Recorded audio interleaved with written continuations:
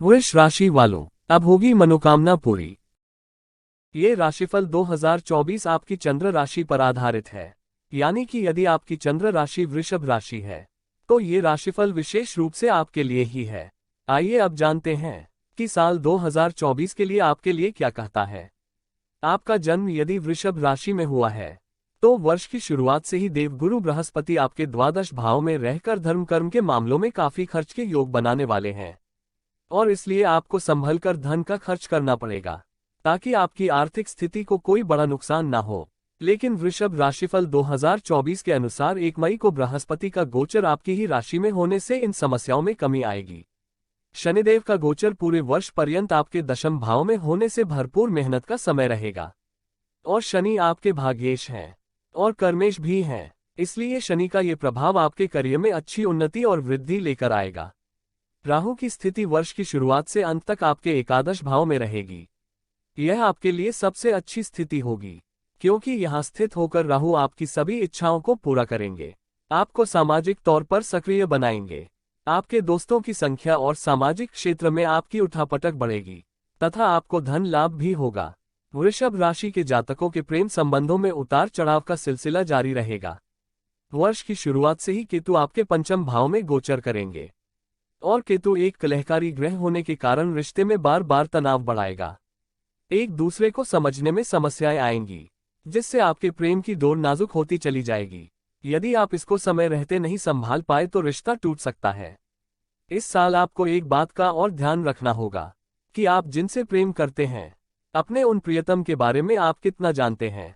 ये बहुत महत्वपूर्ण है क्योंकि यदि आपका प्यार अभी अभी शुरू हुआ है तो आपको प्यार में धोखा भी मिल सकता है, इसलिए सावधानी रखें और आंखें खोलकर चारों ओर देखकर सच्चाई से अवगत हो जाएं। अंधेरे में ना रहें। आप जिनसे प्यार करते हैं उनके बारे में भी सब कुछ जानने की कोशिश करें ताकि आने वाले समय में किसी तरह की कोई समस्या ना हो और आप अपने प्रेम जीवन को भली प्रकार व्यतीत कर सकें। अगस्त से अक्टूबर के बीच का समय आपके प्रेम संबंधों के लिए बहुत अनुकूल होगा।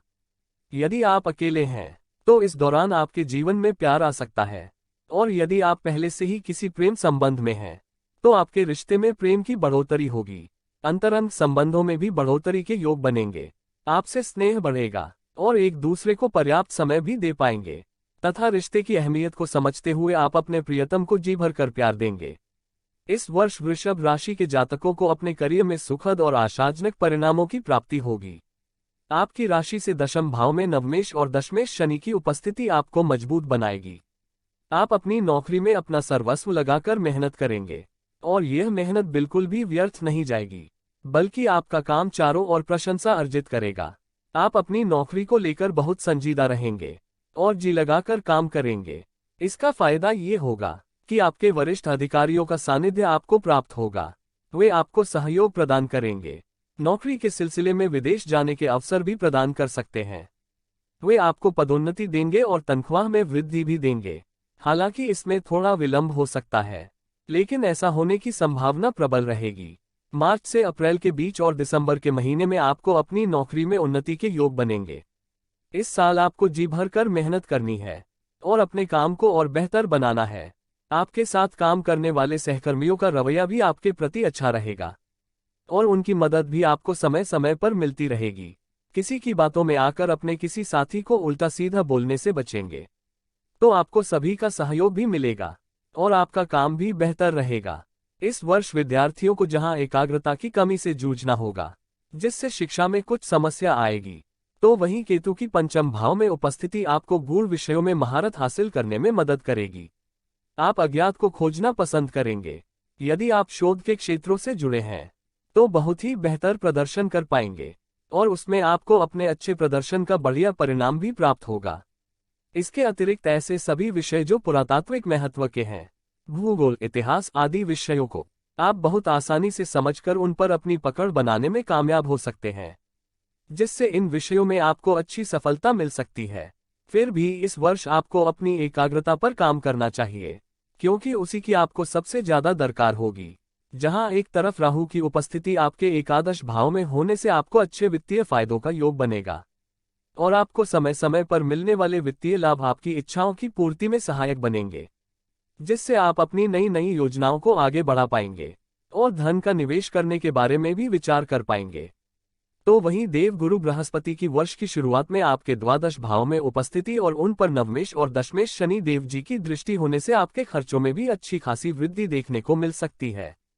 कुछ खर्चे पक्के बने रहने की उम्मीद भी की जा सकती है। हालांकि वर्ष की शुरुआत में मंगल के अष्टम भाव में होने से कुछ गुप्त धन प्राप्ति के योग भी बन सकते हैं। आपके पिताजी से अच्छे संबंधों का आपको लाभ मिलेगा, लेकिन माताजी और पिताजी दोनों का स्वास्थ्य कुछ कमजोर रहने की संभावना है, इसलिए आपको उनकी सेहत का विशेष ध्यान रखना चाहिए। भाई बहनों से आपके संबंध प्रगाढ़ रहेंगे और वह समय समय पर आपकी मदद करते रहेंगे। वर्ष के मध्य में अप्रैल से जून के बीच पारिवारिक तनाव बढ़ सकता है। किसी संपत्ति को लेकर विवाद होने की संभावना भी बढ़ सकती है। इस दौरान धैर्य से काम लें और मामले को शांति से सुलझाने का प्रयास करें। धीरे धीरे समय लगने के बाद पारिवारिक संबंध फिर से सामंजस्यपूर्ण हो जाएंगे। आप अपने परिवार के साथ अगस्त से अक्टूबर के बीच तीर्थ यात्रा पर जा सकते हैं और साथ में समय बिताने से परिवार में नई ऊर्जा का प्रवेश होगा और पुरानी समस्याओं में कमी आएगी। आपको किसी दूर के रिश्तेदार के विवाह में शरीक होने का मौका भी नवंबर से दिसंबर के बीच मिल सकता है। इससे परिवार में भी खुशी का माहौल रहेगा। वर्ष की शुरुआत में ही शुक्र और बुध आपके सप्तम भाव में रहकर आपके जीवन साथी को प्रेमपूर्ण बनाएंगे। आप और आपके जीवन साथी के बीच दाम्पत्य जीवन में प्रेम की बढ़ोतरी होगी। रोमांस के योग भी बनेंगे। साथ में कहीं घूमने भी जा सकते हैं। शुरुआत आपके व्यापार के लिए अनुकूल रहने वाली है। शुक्र और बुध आपके सप्तम भाव में रहेंगे तो द्वादश भाव में बृहस्पति की उपस्थिति होगी। शनि दशम में और राहु एकादश भाव में होकर व्यापार के लिए उत्तम स्थितियों का निर्माण करेंगे। आपके व्यापार में आपको अपने व्यावसायिक साझेदार का पूरा सहयोग और समर्थन मिलेगा। वह भी आपके कंधे से कंधा मिलाकर व्यापार को आगे बढ़ाने में पूरी रुचि दिखाएंगे और आपके सम्मिलित प्रयास से आपका व्यापार उन्नति करेगा। यदि आप एकल व्यवसाय में भी हैं तो भी वर्ष की शुरुआत आपके व्यवसाय को अच्छी वृद्धि देगी। इसके बाद मार्च से अगस्त के बीच कुछ सावधानियां रखनी होंगी। इस दौरान किसी भी तरह का पूंजीगत निवेश व्यापार के संदर्भ में करने से पहले 100 बार सोच लें, क्योंकि उसमें कुछ समस्याएं सामने आ सकती हैं। इस वर्ष कोई नया व्यवसाय शुरू करना चाहते हैं तो अप्रैल से पूर्व करना बेहतर होगा। आपको वर्ष के पूर्वार्ध में विदेशी संपर्कों का भी पूरा लाभ मिलेगा। 1 मई के बाद बृहस्पति आपकी राशि में आकर सप्तम भाव, पंचम भाव और नवम भाव को देखकर इन भावों की वृद्धि करेंगे और आपकी निर्णय क्षमता को मजबूत बनाएंगे, जिससे व्यापार में मनचाहे परिणाम प्राप्त होंगे और व्यापार की उन्नति देखकर आपको भी प्रसन्नता होगी। आप अपने जीवन साथी को भी अपने व्यापार में शामिल कर सकते हैं। वर्ष की शुरुआत में किसी भी तरह का वाहन न खरीदे, क्योंकि चतुर्थ भाव के स्वामी सूर्य का मंगल के साथ अष्टम भाव में होना समस्या दिखा रहा है। यदि ऐसे में आप कोई वाहन खरीद लेते हैं तो वह दुर्घटना का कारण बन सकता है। आपको धैर्य रखना होगा। ग्रह स्थितियों के अनुसार आपके लिए मार्च का महीना वाहन खरीदने के लिए उपयुक्त रहेगा।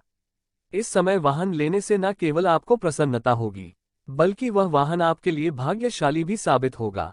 इसके बाद मई और अगस्त के महीने में भी वाहन खरीद सकते हैं। भाग्यशाली अंक। वृषभ राशि का स्वामी ग्रह शुक्र है और वृषभ राशि के जातकों का भाग्यशाली अंक 2 और 7 माना जाता है। वृषभ राशि के लिए उपाय।